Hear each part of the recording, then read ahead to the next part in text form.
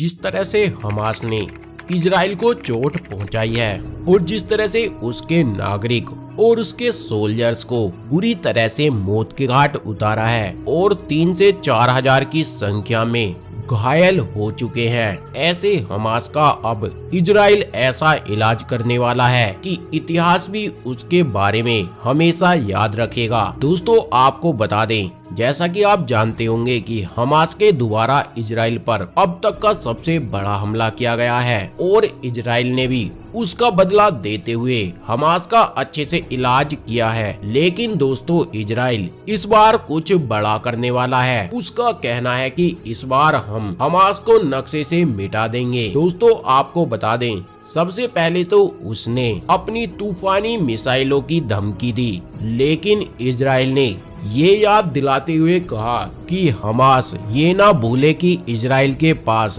परमाणु शक्तियां भी मौजूद हैं, जो उसे कुछ ही सेकंडों में इस नक्शे से मिटा सकती हैं। दोस्तों जिस तरह से उन्होंने परमाणु हमले की बात की, इससे पूरी दुनिया डर गई, क्योंकि हम जानते हैं रूस और यूक्रेन युद्ध में अभी तक इतनी शांति इसलिए बनी हुई है क्योंकि यूक्रेन के पास कोई भी परमाणु हथियार नहीं है। दोस्तों अगर यही यूक्रेन के पास कोई परमाणु हथियार होता, रूस और यूक्रेन की इस लड़ाई का नतीजा कुछ और होता। ऐसा भी हो सकता था कि अब तक रूस और यूक्रेन में आपस में परमाणु हथियार चलाए जा चुके हों। लेकिन दोस्तों आप जानते हैं, अगर परमाणु हथियार किसी भी ओर से चलाए जाए तो ये कितना खतरनाक है। दोस्तों इसके चलने पर परमाणु बम का इस्तेमाल तृतीय विश्व युद्ध को न्योता देता है दोस्तों, क्योंकि इसके द्वारा इतनी ज्यादा तबाही होगी कि सभी देश आपस में भिड़ना